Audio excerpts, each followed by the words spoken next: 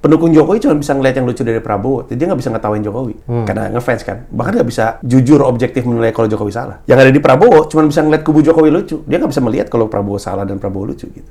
Sekarang gue ada di tengah, buat gue dua-duanya goblok. Ibu, karena ibu menumbuh kembangkan aku seorang diri, gaji pertama aku untuk ibu.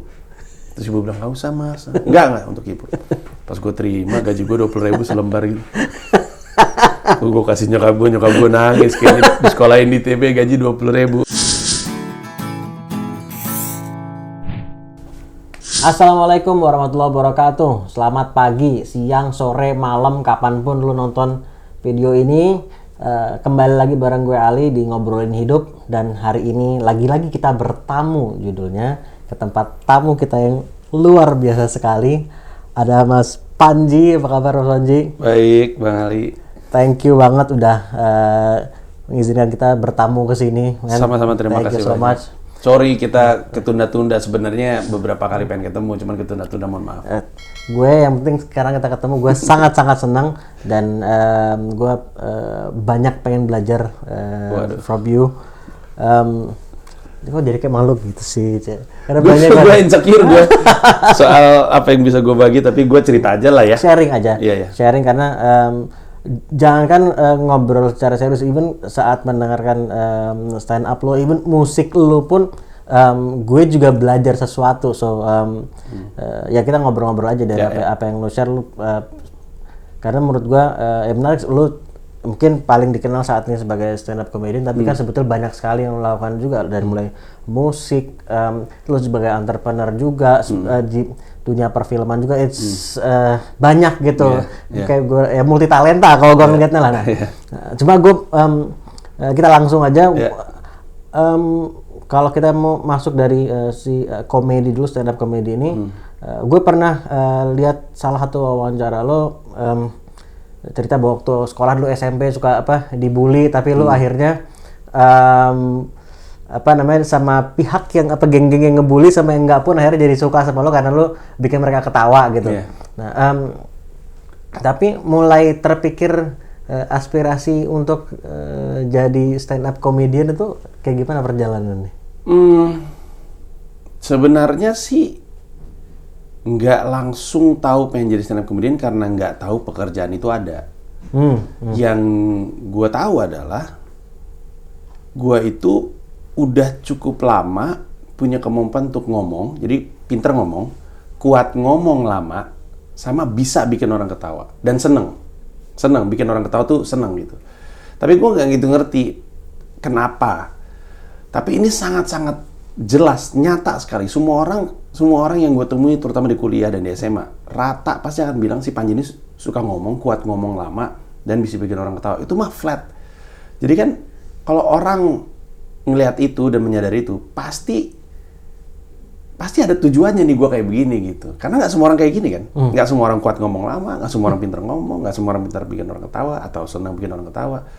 Tapi gue tuh kayak gini. Jadi there has to be a reason why I'm like this. Kenapa ya? Nah, itu pertanyaan yang bergulat di kepala tuh cukup lama. Menyadarinya itu kapan pertama kali? Kuliah terutama. Pas kuliah. Jadi pas SMP SMA sudah melaut tapi belum betul-betul menyadari atau Iya. Ada momen apa waktu pas kuliah? Waktu kuliah itu terutama bagiannya adalah ketika setiap kali nggak ada pelajaran atau nggak ada mata kuliah, anak-anak tuh kalau nongkrong di warung mie gitu, warung roti bakar tuh selalu minta gue bikin cerita asal muasal. Lagi nggak tahu mau ngapain, Enji cerita dong asal muasal kursi. Terus gue cerita, suatu hari ketika dunia tidak ada matahari gitu. Jadi gue ngomong aja, terus karakter di cerita gue sebut nama-nama yang ada. Tiba-tiba ada seseorang bernama Ali yang kemudian yang namanya disebut tuh seneng gitu. Terus nanti ada kesempatan lain lagi, Jinji ini lagi nggak ada mata kuliah, cerita dong asal muasal colokan. Dulu ketika air mau wabah, gitu-gitu. Terus aja. Dan itu bisa sejam ngomong kayak gitu. Kadang kalau lagi on fire bisa 1,5 jam. Kan nggak masuk akal kan? Ngomong 1 jam, 1,5 jam, 100% improvisasi. Iya, tentang asal muasal. Ada botol kecap, ada bakiak, ada dingklik. Terus anak-anak ketawa gitu dan minta. Jadi kan pasti ada alasannya nih kenapa gue kayak gini gitu. Tapi gue nggak tahu pekerjaan stand up comedy sebelumnya. Sampai akhirnya gue tahu gue lagi butuh nyari kerja karena gue nggak pengen ngebebanin orang tua, udah masuk ke tugas akhir, masuk kolokium dan nyokap kan sendirian. Jadi gue pikir ini masih ada adik gue untuk diurusin, gue coba untuk mandiri. Pas ketemu lowongan pekerjaan untuk jadi penyiar, langsung gue, siaran kan, kuat ngomong lama, seneng ngomong, bisa bikin orang ketawa, siaran. Jadi itu pun karena nggak sengaja ngelihat ada lowongan, bukan berpikir sebelumnya pengen jadi penyiar? Belum. Tapi gue tau penyiar itu profesi yang menyenangkan, karena waktu gue SMA, radio dikuasai sama kakak gue di mobil. Jadi nyokap gue kan, dia tuh kepala cabang bank, waktu itu Bank Universal masih. Jadi setiap pagi tuh kami berangkat jauh lebih dini, karena mesti ngedrop adik gue dulu, di SMP 56, baru ngedrop gue, di Kolese Gonzaga, baru ngedrop kakak gue, di Stekpi, baru ke kantornya nyokap gue. Jadi kakak gue duduk paling depan, dia yang menguasai radio, dan dia tuh setelnya tuh selalu Hard Rock FM. Waktu itu masih Indi sama Erwin. Dan waktu itu tuh, bahkan untuk anak SMA, gue tuh merasa, ini ngapain ya mereka ketawa-ketawa, lucu, seneng, main radio. Gue tahu itu pekerjaan menyenangkan. Register di kepala, tahun-tahun kemudian, lagi mau ngutang di kantin seni rupa ITB, tiba-tiba ada lipatan koran pikiran rakyat di bagian lowongan pekerjaan. Orang yang lagi mau nyari pekerjaan ini penasaran, diangkat. Pas diangkat, itu adalah lowongan pekerjaan untuk jadi penyiar di Hard Rock FM. Belakangan gue tahu yang ngelipat itu teman gue sendiri yang juga akhirnya masuk. Namanya Sacha, dia akhirnya masuk juga di situ. Akhirnya gue ngelamar ke situ dan keterima, dan gue pikir ini dunia gue dan gue senang dunia radio. Lalu suatu hari gue lagi ke Kota Kembang. Kota Kembang tuh kayak pasar DVD bajakan. Terus gue beli dulu, kalau beli 10 gratis 1. Gratis satunya, gue ngeliat ada Robin Williams live in Broadway. Gue tahu Robin Williams kan aktor. Dia main Mrs. Doubtfire, Good Morning Vietnam, gitu-gitu dah. Terus ini apa ya? Dia cuma berdiri di atas panggung. Cuma di panggung doang, tapi funny, hilarious, his best work yet gitu. Apa ya ini ya? Karena gratis, bagi bonus gue angkut aja. Itu pun gak langsung gue tonton. Gue abisin dulu yang 10, baru gue sadar di kosan, ini kan belum gue tonton ya. Gue tonton, baru gue tahu, astaga, gue tuh harusnya jadi begini. Ini tuh harusnya pekerjaan gue. Itu pun cuma nyimpen di kepala. Sekarang gue register sama pekerjaan itu. Ada kepikiran bahwa mungkin gue bisa jadi seperti ini. Tapi pelakunya tidak ada. Nggak ada yang stand up. Sampai di sini di Indonesia. Sampai gue lihat, sebenarnya gue udah pernah ngelihat Iwel sih. Iwel di Bincang Bintang. Itu late night yang hostnya adalah Tika Manggabean sebelum iklan, dan setelah iklan tuh Iwel stand up. Cuma waktu itu Iwel belum membuat gue bergerak gitu, dan Iwel sendirian, gak ada pelaku-pelaku lain gitu, jadi gak ada gerakan. Jadi itu cita-cita yang disimpan aja di kepala. Sampai akhirnya gue bahkan nge-rap dulu. Tapi gimana sampai akhirnya sampai nge-rap tuh apa ceritanya? Nah, tahun itu waktu pertama kali gue ngeliat Robin Williams live in Broadway itu mungkin sekitar 2004-an atau 2005-an, mungkin 2004-an. 2005 gue pindah ke Jakarta, udah jadi presenter TV. Terus 2006 kena deh, mulai dapet kena deh meledak, terus dapat kesempatan untuk poin Hole in the Wall di RCTI juga meledak waktu itu. Terus punya duit yang lumayan.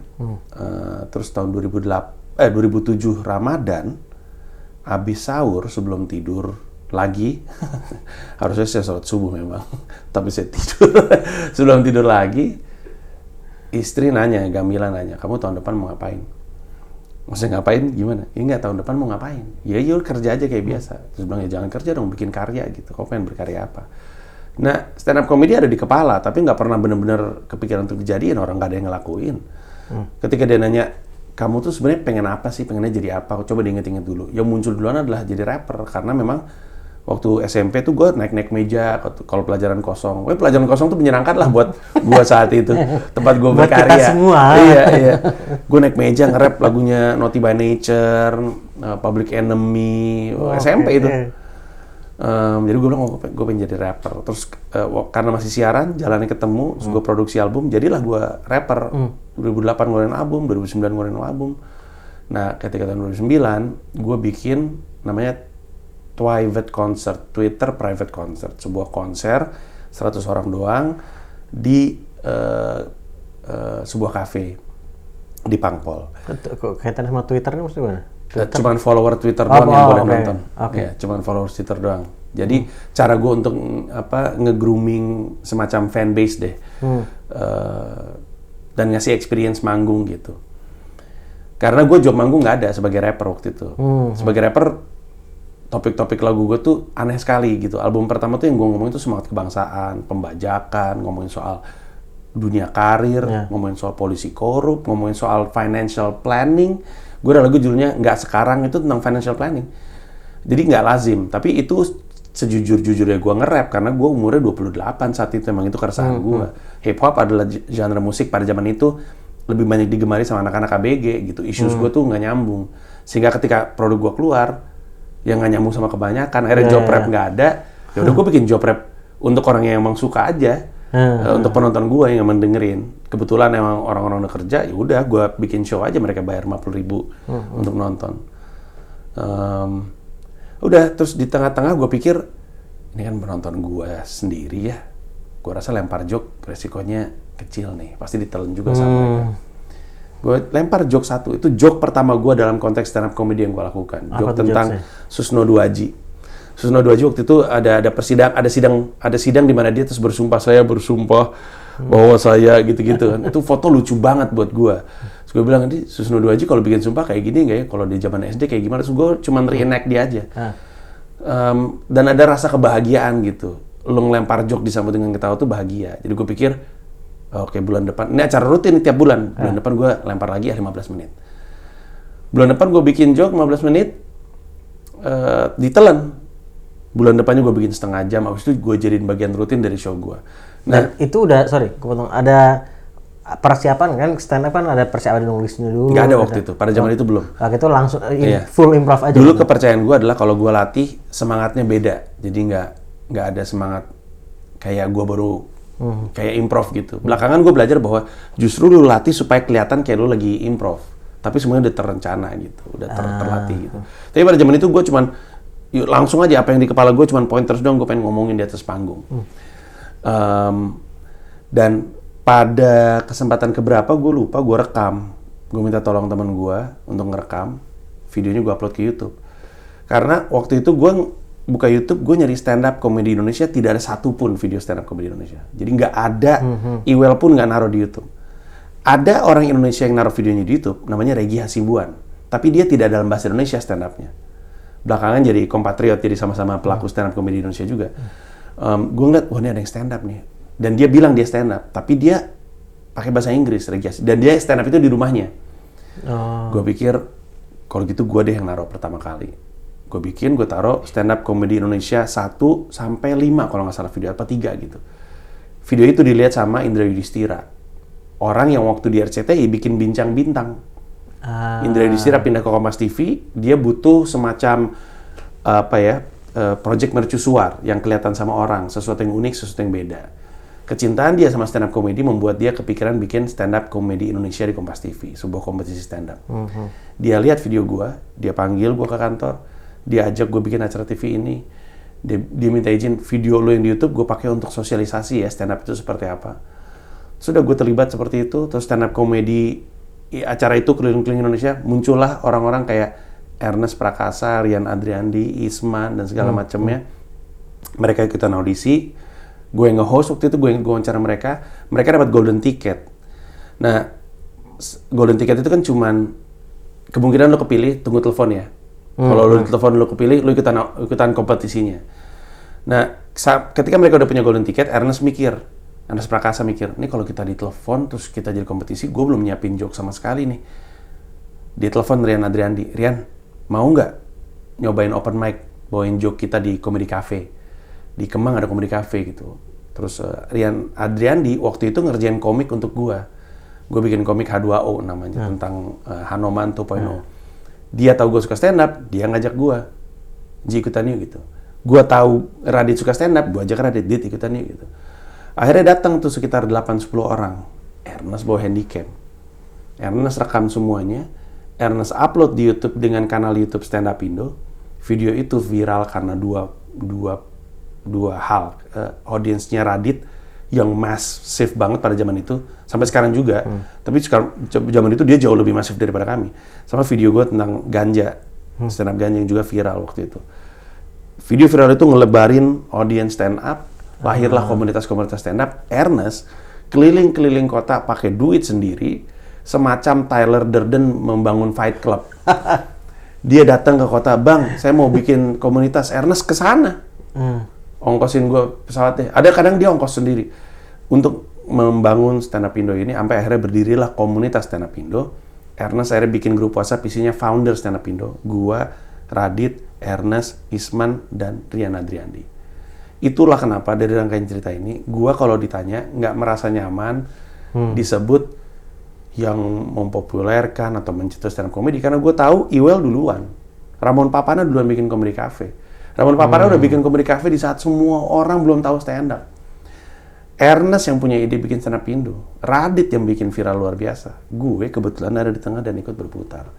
Cuman karena gue tahu, gue tuh ngerasa gue tuh dilahirkan untuk jadi ini, gue double down, gue totalin, gue nulis tiap hari, gue disiplin, gue bikin karya. Dan itu yang membawa gue sampai dengan titik seperti sekarang ini.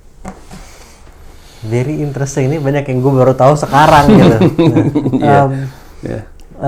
Dan jujur gue kan sebelum wawancara gue juga search juga dong, baik apakah artikel berita ataupun video di YouTube gue lihat. Tapi ini gue pertama kali denger ini, gue belum. Dan karena belum merasa lengkap ini memang. Dan makanya karena gue kepengen tahu, gue pengen nanya gitu. Dan dari sini muncul beberapa pertanyaan yang lain sekarang. Salah satunya kembali ke saat lo jadi penyiar dulu deh gitu. Lo kan enak ya kayak ini orang ngomong gitu kayak fun gitu kerjaannya. Tapi saat lo betul-betul menjadi penyiar itu, apakah lo berbeda nggak sih dibayangin lo sama apa saat jalanin sama apa yang lo bayangin sebelumnya gitu? Jawabannya sejujurnya beda. Beda dalam banyak sekali hal. Beda bahkan mungkin dari 100% yang gue pikir akan, atau asumsi gue terhadap profesi penyiar itu kayak cuma 10% yang benar. Dan 10% itu adalah bahwa dibayar untuk ngomong. Sisanya itu sama sekali beda. Kayak pertama gue pikir penyiar gajinya gede. Habis gue ngeliat penyiar gayanya keren-keren semua. Nggak ada penyiar gayanya nggak keren. Pas gue masuk, gue baru tahu bahwa penyiar tetap dibayar per jam. Dan pada zaman itu, per jam itu kecil sekali, 5.000 sejam. 5.000 rupiah sejam. Dan itu penyiar baru ya. Dan karena gue siarannya nggak bagus, karena gue belibet ngomongnya cepat. Pertama kali gue akhirnya dipercaya siaran dalam 1 bulan tuh gue cuma dapat 4 jam siaran. Sebulan? Sebulan. 2 kali siaran. Jadi 1 kali siaran 2 jam, jam 10 sampai 12 malam. 2 kali. Dan itulah bulan pertama gue. Jadi gaji pertama gue tuh 20.000. Terus gue pernah bahas ini juga di stand up gue bilang, dulu rasanya semua anak tuh pernah bilang sama orang tuanya, kalau aku punya gaji pertama aku ambil aja lah untuk orang tua sebagai simbol terima kasih gitu. Saya juga ngomong gitu. Ibu, karena ibu menumbuh kembangkan aku seorang diri, gaji pertama aku untuk ibu. Terus ibu bilang, nggak usah mas. Enggak untuk ibu. Pas gue terima gaji gue 20.000 selembar gitu. Gue kasih nyokap gue nangis kayaknya di sekolahin di TB gaji 20.000, akhirnya habis makan bakso Malang. Selain itu juga bahwa ada begitu banyak disiplin ilmu yang dibutuhkan untuk jadi penyiar yang baik. Gue tahu bahwa gue nggak punya apa, kepala gue tuh nggak punya apa. Kayaknya pada zaman itu kualitas gue itu lebih kepada karakter, tapi nggak ada knowledge gitu. Waktu interview aja untuk menjadi penyiar, yang di depan gue ini nanya soal current issues, popular issues, nggak tahu apa-apa gue. Dia tanya, lu tahu J.K. Rowling nggak? Kata dia. Terus gue bilang, yang bikin Rolling Stone, ketawa mereka. Belakangan gue tahu bahwa itu penulis Harry Potter.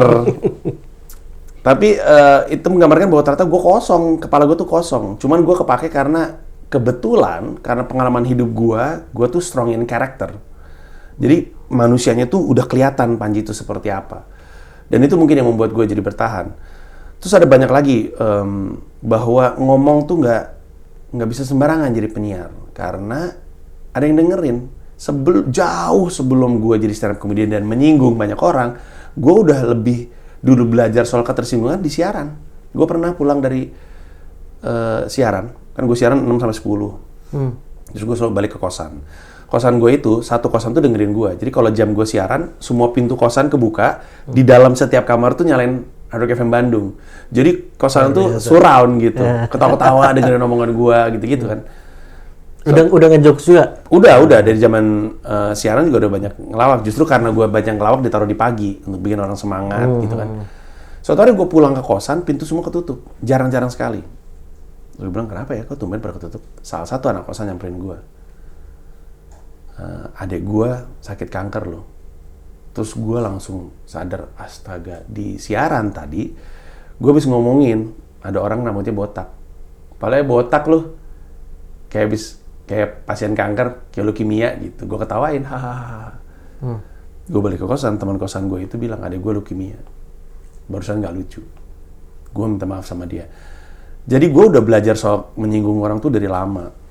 Dan disitulah gue sadar bahwa ternyata emang ngomong tuh nggak doang, nggak ada ngomong doang tuh nggak ada. Ngomong tuh nggak doang, ngomong kita menganggap remeh apapun omongan kita, nggak pernah doang gitu. Pasti ada dampaknya sama perasaan orang. Ironis ya, sekarang gue botak dan kurus.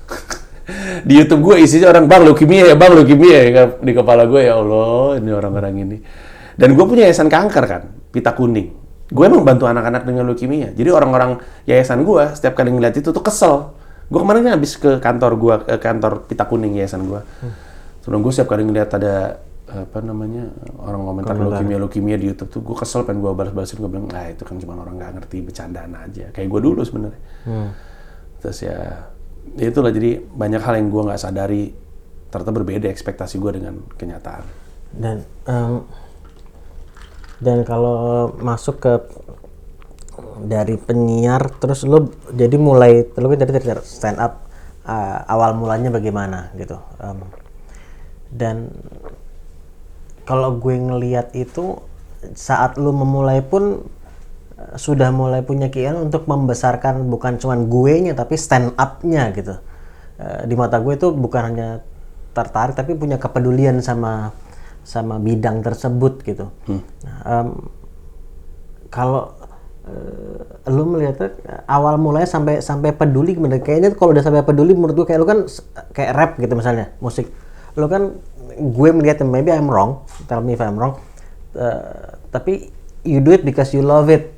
Sepertinya sampai di situ saja gitu, sepertinya mungkin, atau ada tentu dengan ada pesan yang mau disampaikan juga lewat musik ya tentunya. Tapi kan bukan kayak gue ingin membuat dunia musik lebih bagaimana gitu. Tapi kalau si stand up ini, gue ngeliat lu emang lebih terlihat paling nggak kepedulian terhadap stand up-nya gitu. Nah itu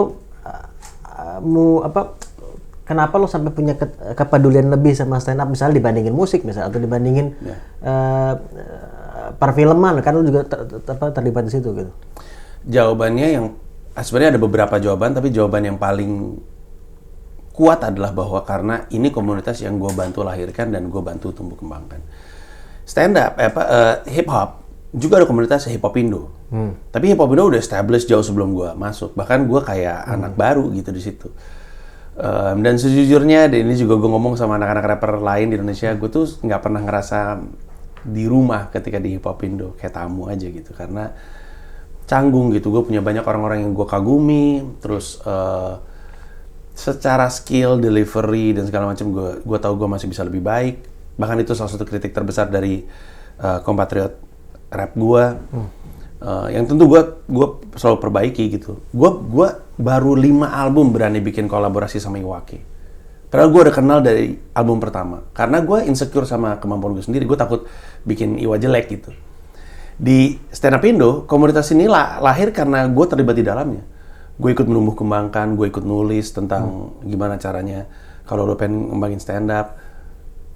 Itu ada di situ buku gue Merdeka Dalam Bercanda, itu gue tulis untuk mencatat proses perjalanan lahirnya Stand Up Indo, sekaligus untuk membantu anak-anak komunitas untuk tahu gimana caranya ngembangin komunitas. Jadi di sini tuh gue ikut bantu lahirkan dan ada rasa tanggung jawab juga gitu. Dan jawaban lain adalah karena sejujurnya, dan kayaknya ini dibenarkan sama anak-anak stand up lain deh, stand up comedian tuh seneng banget nongkrong sama stand up comedian lain. Kenapa? Karena kami ngerasa kami tuh di sosial tuh aneh.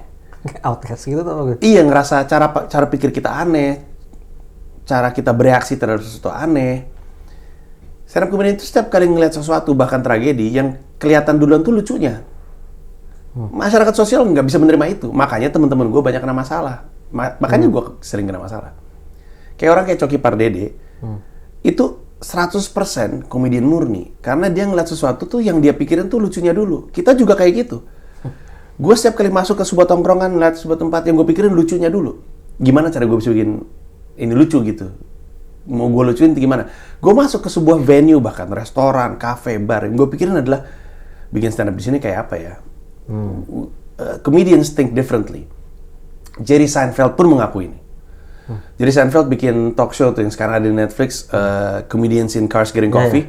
Dia cuma pengen ketemu sama komedian lain, ngobrol aja. Karena dia ngerasa kalau gue tuh kayak Highlander ketemu Highlander, tau gak? Kita suka ngerasa, ini kayaknya Highlander juga nih, kayak gitu.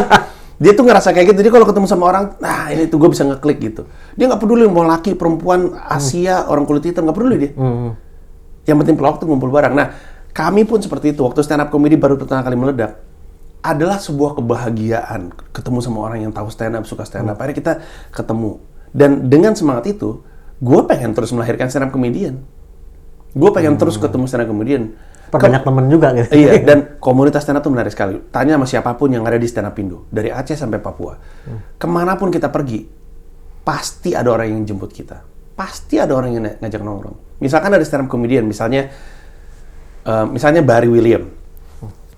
Dia nge-tweet, gue pengen ke Jambi nih, anak stand up Indo Jambi, bisa nemenin gue nggak? Siap bang, dijemput di bandara.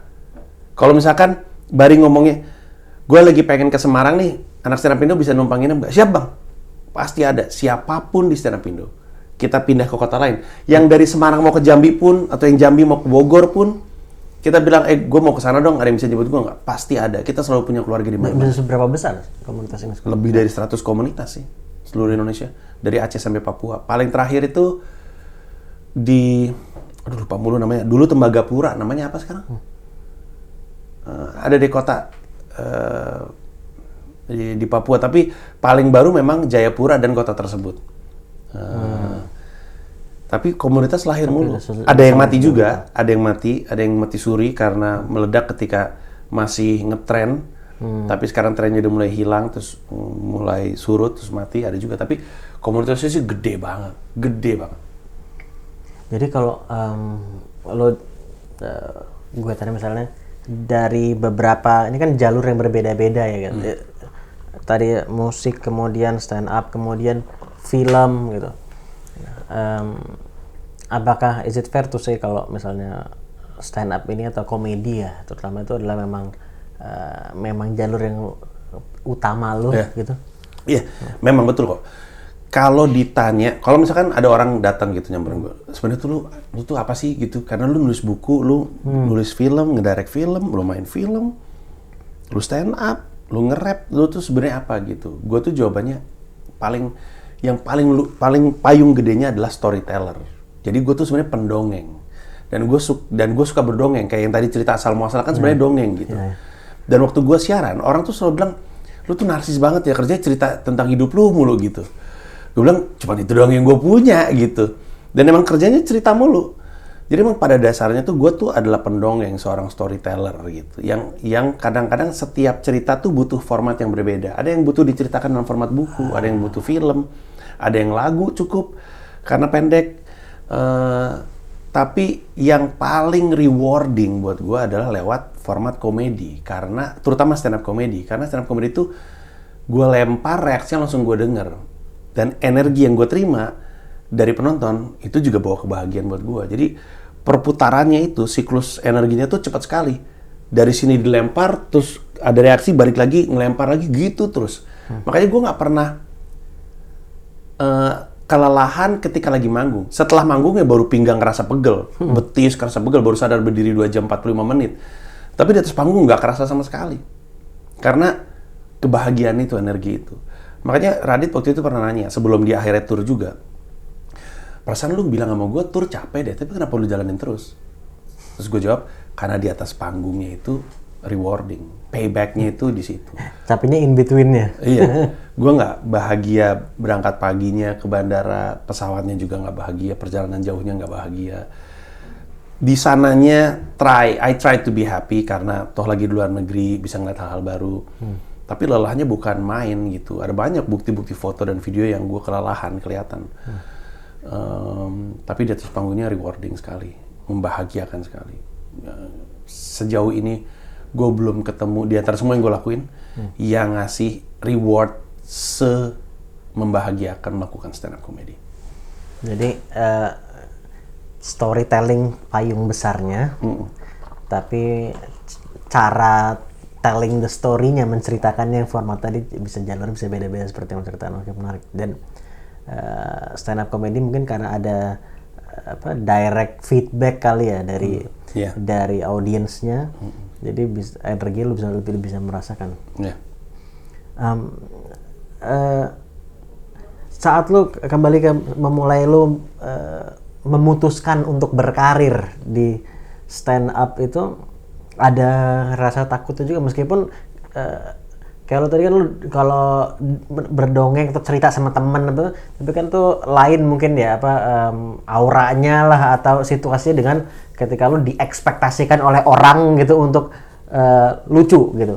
Nah, saat lo memulai karir, memutuskan ini sebagai karir tuh ada takut bisa nggak ya gitu, ada rasa-rasa gitu juga nggak? Ada, tapi keinginan untuk suksesnya tuh lebih besar daripada ketakutan tadi. Keinginan untuk sukses itu saat itu suksesnya tuh kayak gimana di mata lo? Menjadi stand up comedian yang sukses, lucu. Jadi orang tuh selalu nanya sama gue kan, dia bilang, emang lo nggak takut gagal ya? Karena yang gue lakukan kan maksudnya bukan cuma dari stand up, konteks stand upnya aja. Bikin tour, bikin world tour kan faktor risikonya gede. Bikin show di Istora, faktor risikonya gede. Terus orang bilang, lo nggak takut gagal? Takut. Cuman tuh keinginan gue untuk sukses tuh lebih besar daripada ketakutan tersebut. Jadi ketakutannya ada, tapi keinginan untuk tetap melakukannya itu gede. Nah dalam konteks stand up, gue emang takut nggak lucu. Tapi gue begitu ingin menjadi seorang komedian yang lucu, sehingga gue bersedia ngelewatin proses itu. Gue bersedia ngelatih kayak kebanyakan stand up comedian, rasanya ya. Itu istilahnya dreadful kalau diminta untuk open mic. Open mic itu adalah malam di mana ya mikrofonnya terbuka untuk siapapun, semua orang boleh naik, termasuk yang amatir, biasanya disebut amateur's night. Tapi komedian profesional tuh selalu nyoba joke-joke barunya di acara-acara kayak gitu, karena minim resiko untuk penontonnya, kan penontonnya emang nggak bayar tiket.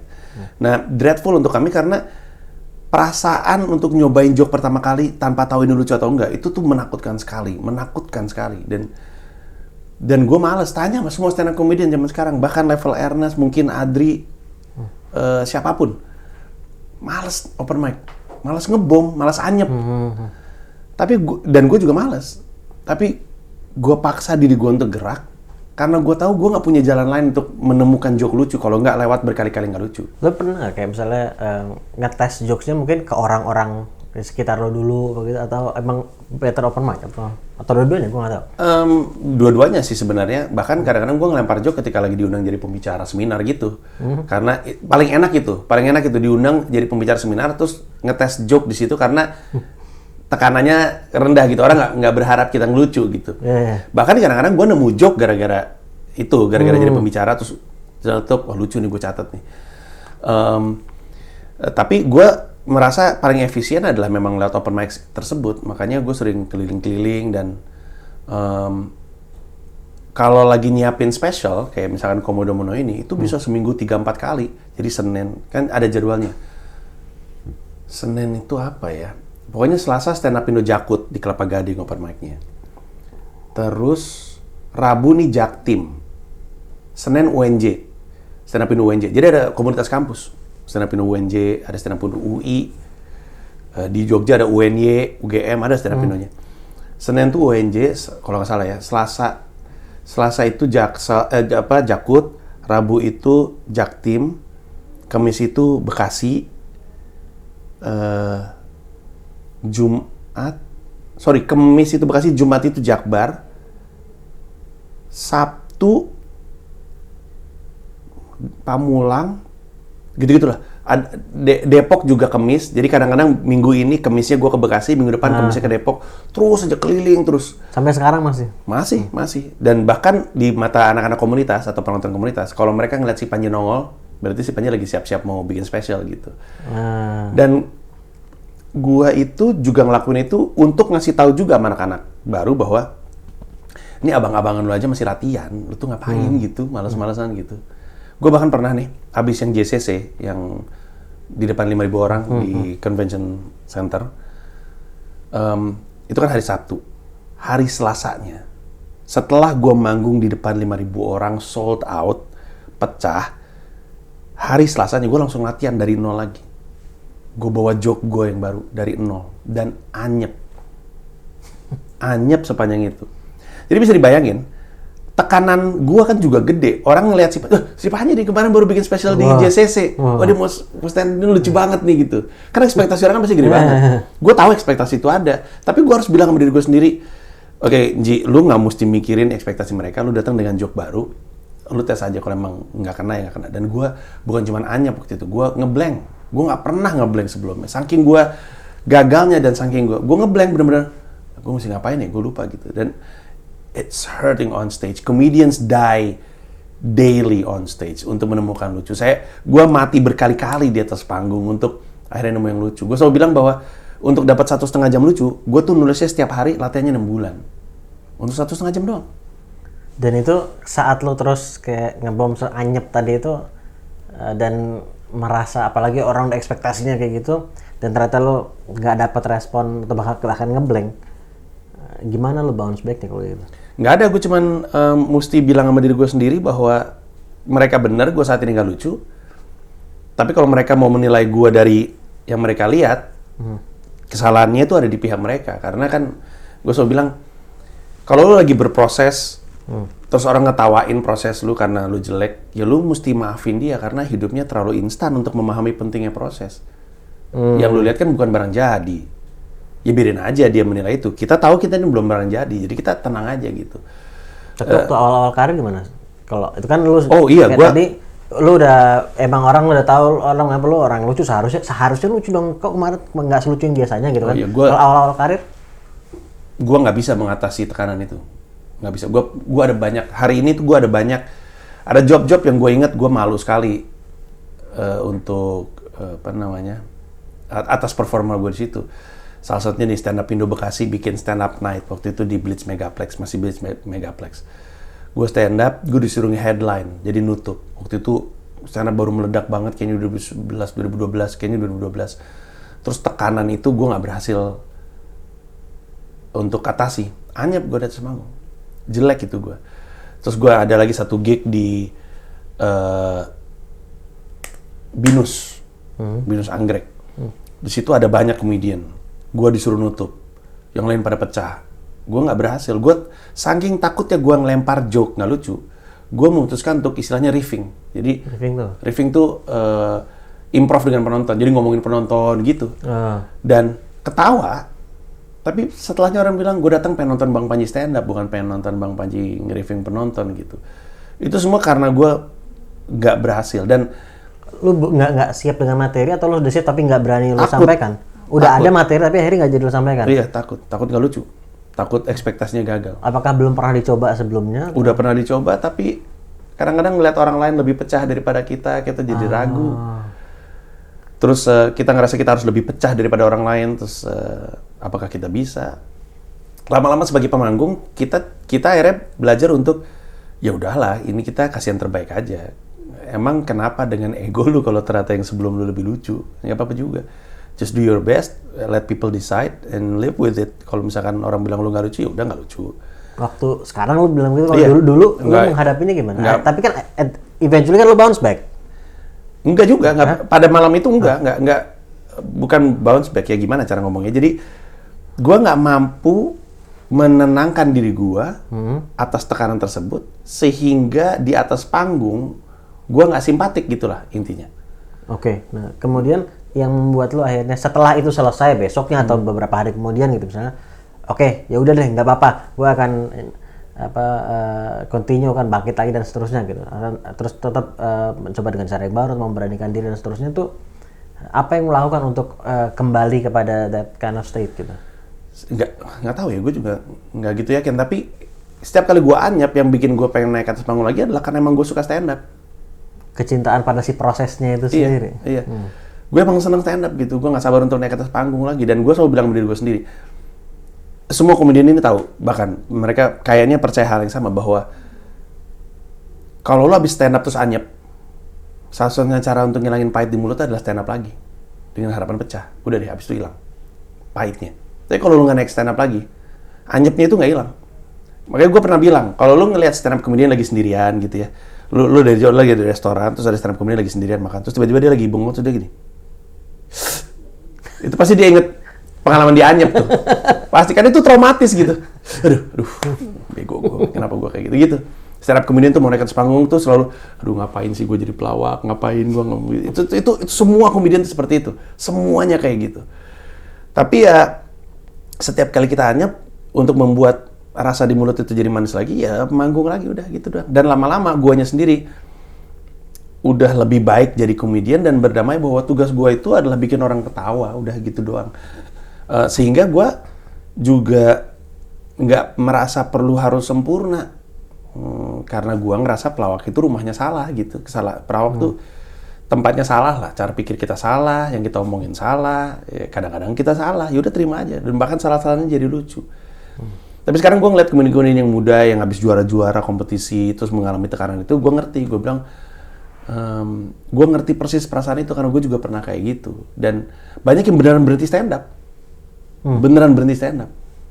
Sampai akhirnya gue mesti yakinin, lu mesti coba lagi. Dan akhirnya pecah lagi. Dulu gue ada acara namanya Komika Monday Market di Public Market di GI. Setiap Senin 2 tahun jalan, gue ngajak-ngajak komedian untuk manggung di situ. Terus ada banyak orang-orang yang, bang gue takut stand up segala macam. Gue bilang, cobain sekali lagi, bawa joke-joke lo yang paling solid, dan rasain kalau lo pecah tuh di elunya seperti apa. Dan akhirnya mereka akhirnya pecah dan aduh enak banget rasanya udah pecah gitu. Jadi emang kadang-kadang mesti digituin lagi komedian. Gue ngerti persis yang mereka rasakan, gue ngerti persis apa yang mereka alami, dan emang harus dibantu diyakinkan aja untuk mau naik panggung lagi aja. Dan buat gue sekarang anyep masih nggak enak di mulut, tapi gue udah lebih tenang dan lebih bisa menertawakan setiap kali gue anyep. Dan gue masih anyep sampai dengan sekarang. Kalau stand up masih suka anyep. Gue mau lompat tato nih sekarang nih. Lo juga memutuskan masuk ke arah politik deh. Dan gue tuh juga lu pernah share juga mengenai hal ini juga sebetulnya gitu kan. Tapi gue yang mau gue tanya justru dari sisi diri lu sendiri, sama kayak tadi, lu sempet, aduh ini gue masuk, sebetulnya bukan sebagai pejabat politik gitu, tapi kan lu masuk ke dalam campaign politik, orang pasti ngeliat lu masuk ke politik gitu. Nah itu prosesnya tuh juga sempet ada ragu-ragu juga, ini efeknya karir gue komedi gue ntar bagaimana, itu thinking prosesnya kayak gimana tuh gitu? Pertama-tama emang gue suka sekali politik sih. Maksudnya secara topikal, gue suka bola, suka basket, suka komedi, suka marketing, suka bisnis, suka sejarah, suka politik gitu. Jadi memang politik tuh topik yang seru aja buat gue. Ngikutinnya tuh menyenangkan buat gue. Dan pada awalnya politik itu jadi semacam aktivisme, keyakinan bahwa kalau gue pengen ikut andil untuk mengubah Indonesia jadi lebih baik, punya aktivisme politik salah satunya, karena keputusan ditentukan di pertarungan politik gitu, pelaku-pelaku politik yang bikin aturan gitu. Jadi kalau gue pengen memastikan negara ini ngarah ke arah yang gue pengen, ya gue harus terlibat di politik gitu. Tapi pertanyaan pertama itu cuma aktivisme, bantu Bang Faisal Basri, ikut-ikut bantu Mas Anies, bantu Pak Jokowi gitu-gitu. Sampai akhirnya ketika pilkada, gue akhirnya terlibat lebih dalam. Kalau kata teman gue Iman Syafi'i sama Pangeran Siahaan, kalau nama lu udah tercatat di KPU sebagai juru bicara resmi, itu mah udah punya jabatan politik gitu dia bilang. Nah itu tuh terjadi karena sejujur-jujurnya diawali dengan kasihan ngelihat Mas Anies. Karena ketika dia memutuskan untuk berpolitik dan kendaraan politiknya lewat Gerindra sama PKS, gerbong teman-teman tuh hilang semua. Sementara gue tuh punya trauma yang rada mendalam soal ninggalin temen. Gue punya sahabat namanya Reynaldo, deket sekali. Lalu gue pindah ke Bandung dan kita nggak pernah sedekat dulu lagi. Setiap kali dia ngajak nongkrong, gue nggak pernah bisa dan segala macamnya. Tiba-tiba gue ketemu, dia udah nyabu, udah berubah. Terus gue pernah pengen bantu dan segala macamnya. Terus gue bantu dengan cara yang salah karena gue nggak tahu gimana cara bantu orang nyabu. Gue kasih uang. Ibunya almarhum, ibunya juga meninggal. Marah-marah, kenapa kamu kasih uang Panji, nanti dia beli lagi, aduh maaf tante, segala macam. Terus kita lost in touch, terus dia meninggal tanpa sempat gue nolong dia. Gue ngerasa gue ninggalin orang yang gue sebut sebagai sahabat. Jadi tuh trauma tuh mendalam sekali. Sampai sekarang gue masih sedih mikirinnya. Film pertama gue Particular itu gue trip persembahan gue untuk dia. Film itu tentang gue dan Aldo sebenarnya. Makanya di credit title di Netflix kan ada Netflix atau di Disney Plus juga ada. Kalau diikutin credit title sampai akhir, nanti ada fotonya Naldo di situ. Pakai baju yang dipakai sama karakternya Deva. Karena karakter Deva tuh simbolik dari si Naldo itu. Nah, karena gue punya trauma itu, ketika gue ngeliat Mas Anies ditinggal sama teman-temannya, udah jadi nggak logis lagi otak gue. Agak kayak Captain America sama Bucky. Rada nggak logis. Gue cuman, I feel bad leaving this person. I really do. I feel bad. Apa rasanya dari ditinggal sama teman-temannya? Kayak apa gitu. Jadi itu tuh ada di kepala gue, I don't wanna leave this person. Terus gue bilang sama Mas Anies masalahnya kendaraan politik lu itu secara ideologi tuh rada gak nyambung sama gue, at least untuk saat ini karena gue belum pernah ketemu sama mereka. Terus gue bilang sama Mas Anies, Mas, mohon izin kalau emang gitu kasih gue deket sama lu deh. Gue bilang waktu itu biar gue bisa ngebadanin lu kalau ada apa-apa. Ternyata tawaran gue itu disambut dengan literal oleh Mas Anies, dipanggil, disuruh jadi jubir. Terus gue tanya, harus gue Mas Anies? Yang didaftarin tuh mesti 3. Ada, siapa namanya? Yang udah terdaftar tuh ada satu dari Gerindra, Aryo. Terus Bambang Wijoyanto udah terdaftar sama satu orang lagi. Nah saya pengennya kamu. Terus dia nanya, kalau nggak saya siapa? Kalau nggak kamu, Fadlizon. Terus gue bilang, kayak gue aja sih. Iya dong. Saya membantu Anda masyarakat. Ya udah deh, mendingan gue. Selain karena gue, dan ini beneran emang ini alasannya. Dan karena setelah gue pikir-pikir lagi, kayaknya ada lucunya nih. Kayaknya kalau gue masuk gue nemu lucunya nih. There has to be a premise. There has to be something funny terlibat sedekat ini. Plus, gue suka politik dan campaign itu kan, kampanye politik itu kan marketing dan politik jadiin satu. Udah ini dunia gue. Dan keyakinan gue bahwa ini akan jadi sesuatu, kepake beneran. Karena setelah itu, ada banyak pointers yang membuat itu ada manfaatnya. Pertama, melakukan atau terlibat di politik sama Mas Anies, itu membawa gue ke spektrum yang selama ini berbeda. Sebelumnya tuh gue tuh ngomong dalam echo chamber kalau gue stand up. Jadi gue stand up kan, selalu ngomongin isu-isu. Echo chamber tuh maksudnya echo chamber tuh adalah ruang di mana lu cuman mengelilingi diri lu dengan orang-orang yang sepikiran sama lu. Jadi kayak lu ngomong ya mantul balik ke lu, ya ini mah orang-orang yang sama. Nggak gitu banyak perubahan yang bisa dilakukan kalau lu ngomong cuma sama like-minded person. Nah selama ini stand up gue tuh kayak, gue pikir gue menciptakan perubahan, tapi gue ngomong sama orang yang udah setuju sama gue. Jadi perubahan apa yang gue harapkan? Kalau misalkan gue ngomongin soal regulasi prostitusi, sama orang yang setuju. Buat apa gue ngomongin soal legalisasi ganja sama orang yang setuju? Buat apa gue ngomongin soal praktek Islam yang gue tidak yakini benar sama orang yang setuju sama pemikiran gue? Ini mah cuman ngomong sama orang yang sama-sama sepakat. Iya bener Lunci, nggak banyak berubah kan? Harusnya kan gue ngomong ke orang-orang lain gitu. Pilkada membawa gue ke spektrum yang berbeda. Tiba-tiba market gue ngeluas. Market luas ini masuk ke show gue. Sekarang gue akhirnya bisa ngomong dengan semua orang. Makanya gue ngerasa stand up comedy special terpenting dalam karir gue adalah yang namanya Pragiwaksono kemarin di JCC. Karena untuk pertama kalinya di dalam satu ruangan di JCC itu semua orang Indonesia itu muncul. Yang dukung Jokowi duduk di situ, yang dukung Prabowo di situ, yang dukung Indonesia tanpa Jil di situ, yang dukung Jil di situ, yang difabel di situ, yang sehat di situ, ada orang buta di situ, ada orang dengan tekanan mental di situ. Semua orang Indonesia ngumpul di situ, dan untuk pertama kalinya ketika gue ngomong sama semua orang. Gue percaya lebih besar peluang gue untuk mengubah Indonesia lewat stand up comedy sekarang dan seterusnya, karena gue udah ngebuka audiens gue jauh lebih luas. Sekarang ketika gue ngomong regulasi prostitusi, yang nonton gue itu orang yang ada di spektrum konservatif. Makanya akhirnya diskusinya terbuka sama mereka. Setelah Pragiwaksono, setelah juru bicara, itu tuh dari juru bicara udah kelihatan sebenarnya. Udah kelihatan tuh ternyata penonton gue ini orang-orang pendukung FPI gitu misalnya ya, yang selama ini biasanya gue celah-celah. Jadi akhirnya lebih ngebuka dan lebih bermanfaat menurut gue. Stand up comedian yang merasa dirinya lebih jujur dan ini gue lebih idealis. Gue tuh dalam hati selalu nanya, tapi yang nonton lu tuh udah setuju sama lu. Kalau lu mau bikin perubahan, lu ngomong sama yang gak setuju sama lu dong. Ngomong sama orang lain. Nah, Pilkada membantu gue itu. Yang kedua, Pilkada melahirkan satu stand up comedy special judulnya Septic Tank. 1 jam setengah, 100% politik. Gue manggungnya di Jogja waktu itu. Cuma satu kota, nggak ada turnya, nggak ada digital downloadnya. Itu tuh, semua itu gara-gara gue ikutan Pilkada. Terus campaign gue untuk Pragiwaksono stand up comedy special, waktu itu gue naruh billboard yang tulisannya berani bermartabat, pilih Panji. Orang pikir gue nyalek, tapi itu sebenarnya campaign tour gue.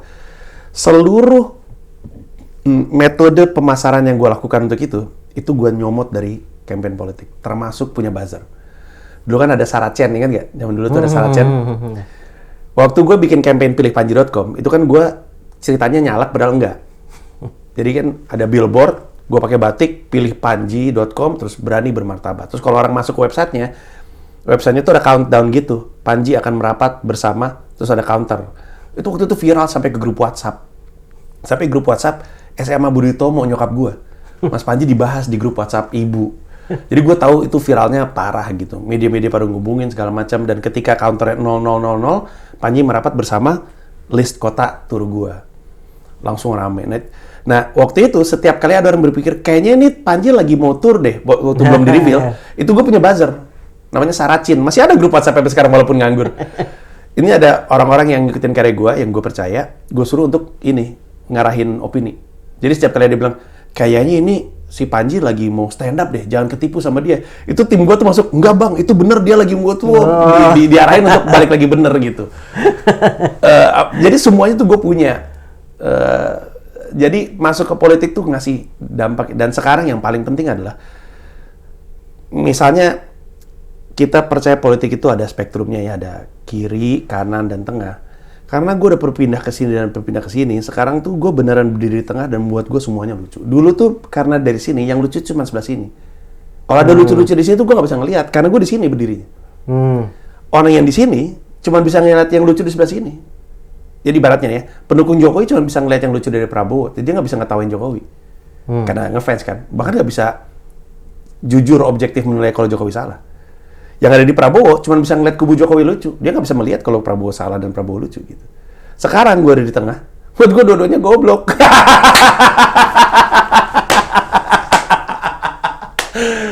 Maksudnya dua-duanya tuh dua kubu ya, bukan orangnya. Tapi maksud gue, sekarang gue lebih enak stand up. Gue bisa ngelihat semuanya lucu. Dan lebih enak lagi, kalaupun gue ngetawain sebelah sini dan ngetawain sebelah sini, nggak akan ada yang marah karena gue berteman dengan yang sini dan berteman dengan yang sini. Dan lu sama-sama making jokes about kedua-duanya gitu kan? Iya, makanya sejak Pilkada, tepatnya Pragiwaksono stand up comedy special, Septic Tank, terus termasuk Hiduplah Indonesia Maya dan Komedo Menoy yang akan jalan tahun depan, itu gue udah bebas merdeka ngomongin siapapun. Dan udah nggak khawatir menyinggung orang lagi. Gitu. Interesting. Aduh, kita waktu gue mau cek. Oke. Silakan. Mungkin gini deh. Mungkin kita mengarah ke closing lah gitu. Gue biasa ada beberapa pertanyaan, 1-2 pertanyaan lah, yang bisa dibilang template. Tapi gue tetap suka nanya. karena ternyata dari orang ke orang jawabannya sangat bervariasi. Gitu. Salah satunya adalah tentang kegagalan. Gitu. Kalau lu melihat kegagalan di mata lu seperti apa sih? Biasa aja. Biasa aja. Iya. Bahkan menurut gue semua orang harus ngelihat gagal tuh biasa aja. Jadi gini, ini yang selalu gue bilang sama orang, kalau lu mau sukses, lu harus berani melakukan hal-hal yang lu belum pernah lakukan. Kalau mau jauh lebih sukses daripada orang, berarti harus melakukan hal-hal yang orang lain belum lakukan. Tapi itu datang dengan kegagalan, dengan risiko kegagalan. Jadi untuk mau berani melakukan hal-hal baru, hal-hal yang beda, kita harus mulai melepas faktor drama pada pada benar dan salah dan sukses dan gagal. Faktor drama. Iya. Jadi dalam hidup itu yang kita lakukan itu pilihannya antara kita benar atau kita salah. Udah gitu doang. Hidup itu tuh isinya tuh cuma benar salah ganti-gantian aja. Karena kita benar, karena kita salah. Jadi kalau kita salah nggak usah drama. Jangan, aduh gue salah nih, aduh gimana ya gue salah. Nggak usah drama, ntar juga benar. Nggak ada orang salah mulu seumur hidup, pasti ada benernya. Dan kalau bener jangan sombong, ntar juga salah. Jadi kalau ada orang bilang, gue nih bener nih. Ya sekarang lo bener, ntar juga lo salah, santai aja, nggak usah sombong gitu.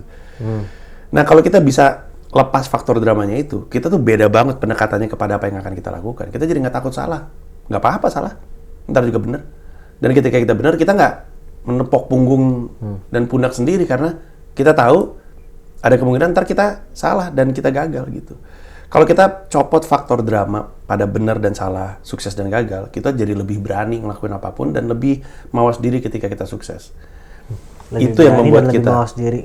Ya, itu akan membuat kita jadi lebih berani melangkah gitu untuk melakukan hal-hal yang baru. Dan kalau yang kedua, kalau tentang sukses sendiri, ada perubahan nggak tentang bagaimana lo melihat sukses dulu dengan sekarang? Dulu tuh let's say dari mulai lo masih sekolah, kuliah, atau awal memulai karir, sampai ke sekarang tuh apakah ada evolusi atau terkait bagaimana lo memaknainya gitu, melihat sukses? Iya, ada. Makin kesini makin sederhana dan makin spesifik sih. Kalau dulu tuh gue sukses tuh gedung tinggi, terus kaya dan berdasi gitu-gitu. Terus gue pernah jadi sales di UPS, gue berdasi, nggak sukses-sukses amat gue pikir. Sekarang tuh definisi sukses gue tuh sangat sederhana dan sangat jelas, dan sangat gue percayai. Pokoknya kalau gue tahu gue udah mau meninggal, terus gue bisa ngaca dan gue bilang, gue nggak malu-malu amat hidup gue, nah itu gue sukses tuh. Kalau gue bisa menghadapi kematian dan bilang sama diri gue sendiri, gue nggak nyesel sama apa yang pernah gue lakuin, dan gue nggak malu sama diri gue sendiri, itu udah cukup sukses. Itu sukses buat gue. Tapi kalau kita mau dalamin apa yang butuh untuk dilakukan untuk bisa mencapai ke situ, emang rada kompleks gitu. Ada kebutuhan untuk mau mencoba apa yang gue pikirkan supaya gue nggak menyesal di hari tua nanti. Ada kemampuan untuk berdamai terhadap kesalahan dan menerima itu sebagai bagian dari proses.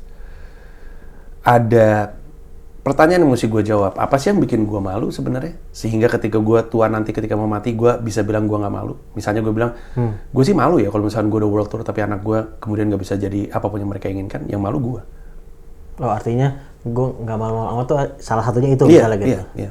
Jadi, kalau gue bisa membantu memastikan anak-anak gue bisa jadi apapun yang dia mau, itu udah sukses buat gue. Anak gue bisa jadi apapun yang dia mau. Karena sisanya kan ada perjuangannya dia. Tapi kan gue yang bantu dia untuk memastikan ketika dia mau, dia bisa gitu. Nah itu kan peran, gue percaya itu peran orang tua. Salah satunya itu. Jadi sekarang gue yakini, ternyata nggak ada sukses yang definisi gue. Dan gue yakin semua orang definisi suksesnya beda-beda. Sukses itu nggak ada hubungannya sama jumlah uang gitu. Tadi di pernyataan tadi itu nggak ada uangnya sama sekali. Nggak ada pencapaian sama sekali. Pokoknya pas gue udah meninggal nih, kan ngaca itu kan ini figuratively ya. Kalau gue ada di deathbed gitu, terus gue mikir bentar lagi gue meninggal nih. Tapi kalau misalnya gue bisa bilang, gue bangga sama hidup gue, nggak malu gue. Nah itu udah sukses buat gue. I can die peacefully. Habis itu kemudian gue akan tahu apakah Tuhan benar-benar ada atau tidak. Saya akan menjawab pertanyaan itu. Sebenarnya gue bisa ngelakuin satu hal yang menjawab dua pertanyaan terbesar gue. apa yang terjadi setelah mati, dan apa yang ada di dalam black hole. Kalau bisa sih gue pengen bunuh diri dengan masuk ke black hole. Itu akan menjawab pertanyaan gue itu. Keren sekali. 2 pertanyaan gue terjawab dalam satu kegiatan. Nggak usah bro, nanti akan ada masanya kok nanti. Tapi gue pengen keluar angkasa. SpaceX. Tunggu saya akan nabung. Kita akan ke black hole. Man, Ya. thank you so much. Udah Sama-sama. mulai waktu ngobrol-ngobrol kayak gini. Sangat banyak insight, wawasan yang gue dapat. Gue belajar banyak banget dari apa yang lo sampaikan. Rasanya pengen ngobrol lebih lama lagi. Iya. Mungkin di luar tape ntar kita Ya, ngobrol nongkrong. lagi. Gue banyak pengen gue tanya juga sebetulnya. Tapi ini aja menurut gue belajar sangat banyak. Sangat, karena lo kayak tadi gue bilang dari awal, yang seperti yang gue yakini, lo punya perjalanan yang cukup unik gitu. Mungkin lo sendiri nggak merasa begitu, but gue merasa, dan gue yakin banyak yang nonton juga merasa seperti itu, dan kita banyak belajar dari lo. So terima kasih banyak atas waktunya. Sama-sama. Dan buat semua yang nonton juga, gue suka bilang begini, mudah-mudahan ini bermanfaat, tapi juga mudah-mudahan nih dimanfaatkan. Nah, ya itu dia. Jadi nggak cuma sekedar dari pengetahuan, tapi jadi kita terapkan, jadi membuat kita lebih baik insya Allah. So, thank you juga lo udah nonton semua. Thank you buat Mas Panji sekali lagi. Kita ketemu di episode selanjutnya. Thank you. Assalamualaikum warahmatullahi wabarakatuh. Sama-sama.